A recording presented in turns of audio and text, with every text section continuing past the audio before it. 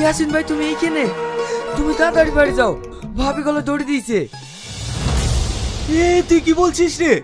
আমার বউ কেন গলায় দড়ি দেবে? আমি অত কিছু বলতে পারবো না, দেখো সবাই ভাবির মাথায় পানি ঢালছে। এই রাকেশ, তুই ঠিক বলছিস তো? আমার বউ বেঁচে আছে তো? হ্যাঁ তুমি তাড়াতাড়ি যাও। ওরে আমার কি হলো গো? আমার বউ মরে গেলে আমার কি হবে গো? ও বউ গো, ও বউ আমার, তুমি মরে গেলে আমার কি হবে গো?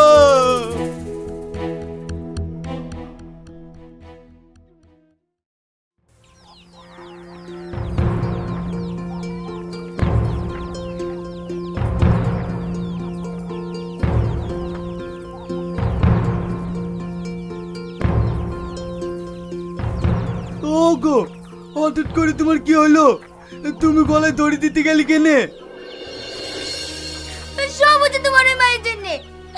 তোমার ওই সবসময় আমার পেছনে লেগে থাকে। আমি আর বেঁচে দেখতে চাইনি। তুমি কি বলছো?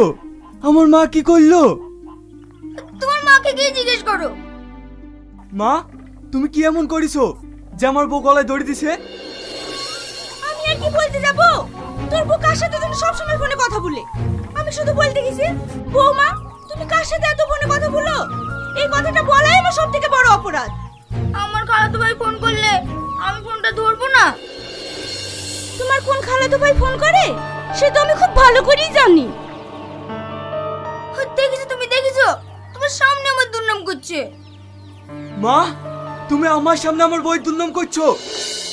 এই কুত্তা, সব সময় বইয়ের আঁচল ধরে থাকিস নি। বউকে একটু শাসন করিস, নালে দেখবে কবে অন্য ছেলের হাত ধরে পালাবে। ও গো, তুমি আমাকে রেখে অন্য ছেলে হাত ধরে চলে যাবা? না গো সোনা, তোমাকে ছেড়ে আমি কোথাও যাব না। কিন্তু তোমার মা যদি আমাকে জানায় তাহলে আমি চলে যাব। শোনো মা, আমার বউ যা খুশি তাই করবে, তোমরা কেউ কিছু বলতে পারবে না। আমি সব ছাড়তে পারবো, কিন্তু আমার বউকে ছাড়তে পারবো না। আর শোনো আব্বা, তোমার বউকে আমার বউর পেছনে লাগতে নিষেধ করবা। এই আমার বোতল কে হয় রে?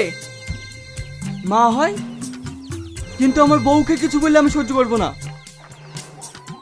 চলো শোনা, ঘরে চলো।